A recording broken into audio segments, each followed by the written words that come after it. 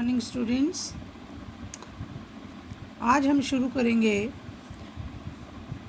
नज़ीम एज़कियल जो एक पोइट है। उसकी जो पोएम्स हमें सिलेबस में हैं वो 1 बाय 1 हम करेंगे और आज हम स्टार्ट कर रहे हैं नज़ीम एज़कियल। तो मैं आपको पोएम शुरू करने से पहले थोड़ा सा अबाउट द पोइट बताना चाहती हूँ, नज़ीम एज़कियल के बारे में बताना चाहती हूँ। जैसा कि आप सब जानते हैं पहले से ही कि जो नज़ीम एज़कियल है वो एक प्रोमिनेंट इंडियन इंग्लिश पोइट है, प्रोमिनेंट मुख्य इंडियन इंग्लिश पोइट है, इंडियन जूइश पोइट है वो। और पोइट खाली पोइट नहीं है वो कि सिर्फ उसके पास एक ही मेरिट है कि वो पोइट है, वो प्ले राइट भी है, ही राइट्स प्ले ऑल्सो, एडिटर भी, आर्ट क्रिटिक भी, और फाउंडेशनल फिगर हैं वो। जो पोस्ट कॉलोनियल इंडिया है, आफ्टर कॉलोनाइजेशन का जो इंडिया है लिटरेरी हिस्ट्री में, वो उसका फाउंडेशनल फिगर भी है। Specially Indian writing in English के लिए उसको जाना जाता है। He is one of those poets of modern English, Indian English poetry, more especially of the post 1947 का जो पीरियड है उसमें उसको स्पेशली जाना जाता है। और उन्होंने 1947 के बाद इंडियन राइटिंग इन इंग्लिश को सही डायमेंशन दिया और शेप दिया, और उनका जो कंट्रीब्यूशन है दैट इज़ ट्रिमेंडस। कि कुछ क्रिटिक्स ये तक भी कह रहे हैं, ये तक भी कहा है कुछ क्रिटिक्स ने, that he was the father of modernism in Indian poetry, कि वो मॉडर्निज्म का फादर रहा इंडियन पोइट्री में। इनका जन्म जो है वो 16 दिसंबर 1924 को बॉम्बे में हुआ। इन्हें बने इज़राइली फैमिली मुंबई के जो मराठी स्पीकिंग लोग हैं जूइश कम्युनिटी के, उनको बने इज़राइल कम्युनिटी कहा गया है। इसके फादर बॉटनी के प्रोफेसर थे विल्सन कॉलेज में, और इनकी माँ जो थी उनका अपना स्कूल था और वो उसमें प्रिंसिपल थी। इनके एक मैटरनल अंकल थे यानी मामा जी थे जो फेमस सिंगर एक्टर हुए, जिनका नाम था नंदू भेंडे। और इनकी जो एजुकेशन है शुरू में वो डिसूजा हाई स्कूल बम्बई में हुई, उसके बाद ये विल्सन कॉलेज गए और 1947 में इन्होंने बीए की डिग्री ली इंग्लिश ऑनर्स में विल्सन कॉलेज से, और फिर यूनिवर्सिटी ऑफ मुंबई में भी ये विल्सन कॉलेज से ली जो कि यूनिवर्सिटी ऑफ मुंबई से एफिलिएटेड थी। और इन्होंने फिर 1947 से 1948 तक इंग्लिश लिटरेचर पढ़ाया और कई लिटरेरी आर्टिकल्स इन्होंने पब्लिश कराए। और ये जो हैं इंग्लैंड में, in England philosophy, poverty and poetry shared his basement room. जब ये पढ़ने के लिए इंग्लैंड गए तो वहाँ पे ये जहाँ रहे वहाँ पे 3 पी इनके साथ रहते थे। वो 3 पी क्या क्या थे? Philosopher he was, poet he was, poverty बड़ा गरीब था, एंड पोइट्री, और पोइट्री लिखता था। शेयर्ड हिज बेसमेंट रूम में रहते थे और उसके साथ ये 3 चीज़ें रहती थी। अब ये 3-3.5 साल के स्टे के बाद इंडिया वापस आए, और in order to pay for the passage back to India का किराया देने के लिए जब वापस आने के लिए he had to work as a deck scrubber aboard a ship carrying arms to Indochina. एक शिप जो है वो हथियार लेकर जा रहा था इंडो चाइना, और 3.5 साल के बाद उसमें डेक स्क्रबर अबोर्ड के रूप में इसने काम किया, और उससे इसने किराए की पेमेंट की जो इसका फेयर था।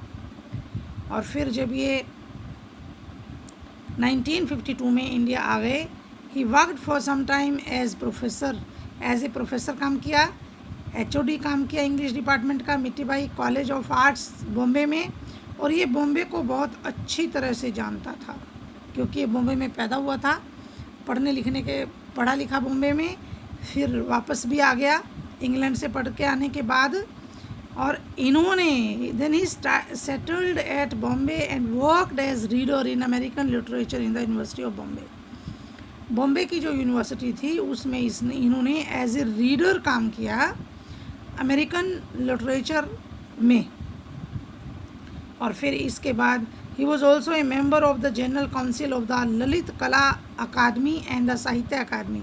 मेंबर रहा इन दोनों अकेडमीज़ का। He also worked as the general editor of the Indian poetry. Indian poetry के जनरल एडिटर के रूप में भी इन्होंने काम किया। और लेटर डे साम्स जो है इन 1983 इनका जो पोइट्री कलेक्शन था वो जब इनका पब्लिश हुआ तो इन्हें प्रतिष्ठित साहित्य अकेडमी अवार्ड दिया गया साहित्य अकेडमी की तरफ से, India's national academy of letters जो मानी जाती है। तो ये ऐसे ही कोई यूँ ही टूचा मुचा पोइट नहीं था, बहुत ही रेप्यूट का ये पोइट था। और पद्मश्री अवार्ड भी मिला इनको, इंडिया के प्रेसिडेंट ने दिया इनको 1988 में, और साहित्य अकेडमी कल्चरल अवार्ड इन 1983।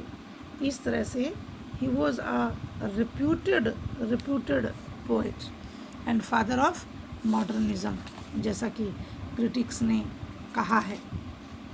तो आज हम इनकी जो पोएम है द पैट्रियट इनकी पोएम है, जिसको आप सबको पता है जिसका कि पैट्रियट कौन होता है, देशभक्त को हम पैट्रियट कहते हैं। और इसकी ये जो पोएम है, the poem entitled the patriot is an extract from Ezekiel's collection from very Indian poems in Indian English. Very Indian कहा जाता है इसको क्योंकि ये जो इंग्लिश बोलता है द पैट्रियट में, ये जानबूझकर प्रेजेंट इंडेफिनिट टेंस यानी सिंपल प्रेजेंट की जगह प्रेजेंट कॉन्टिन्यूअस टेंस का प्रयोग करता है। क्यों करता है भला? ये दिखाना चाहता है कि इंडिया में जो पढ़ी लिखी कम्युनिटी है वो किस तरह से गलत इंग्लिश का प्रयोग करती है।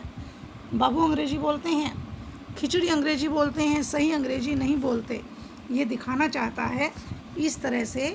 और ये जो हमारी पोएम है ये एक सटायर है, इंडियन इंग्लिश पे एक सटायर है।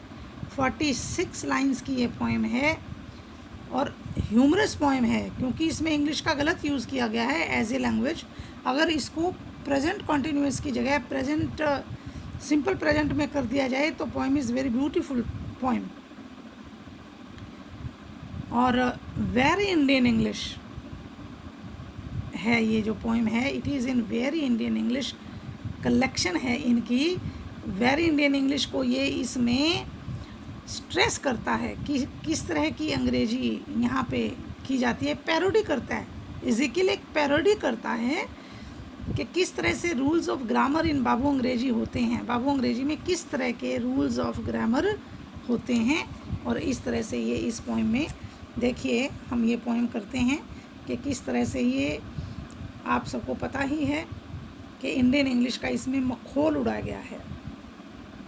और जो पोएम है वो एक ड्रामेटिक मोनोलॉग के रूप में है। ड्रामेटिक मोनोलॉग क्या होता है? जिसमें एक सिंगल स्पीकर होता है, वो अपने व्यूज़ को एक्सप्रेस करता है एक साइलेंट लिसनर को। एक साइलेंट लिसनर होता है। ये हमें किससे पता चलता है? ये हमें जो पोएट है, जो ड्रामेटिक मोनोलॉग में स्पीकर है, उसके वर्ड से ही हमें पता चलता है कि वहाँ पे एक लिसनर भी, वहाँ पे ऑडियंस भी हैं, साइलेंट लिसनर्स भी हैं। जो साइलेंट लिसनर्स हैं और या एक साइलेंट लिसनर है, वो एक सिंगल वर्ड भी अटर नहीं करता पूरी पोएम में। Through the speaker's speech we come to know about the psyche and character of the speaker. हमें स्पीकर की स्पीच से ही स्पीकर के कैरेक्टर का, उसकी साइकी का और लिसनर के बारे में सब कुछ हमें उसकी स्पीच से ही पता चलता है। The speaker is in the poem a traditional a believer in the fact that ancient Indian wisdom is 100% even 200% correct. Poem में हम देखते हैं कि एक ट्रेडिशनल बिलीवर क्या कहता है कि जो भारतीय पुरानी विजडम है वो 100% और इवन 200% करेक्ट है. ये देखिए, ये यहाँ पे हास्य पैदा करता है. It is never 200%, it is always 100%. पर 100 के पीछे को परसेंट बोलते हैं बच्चों.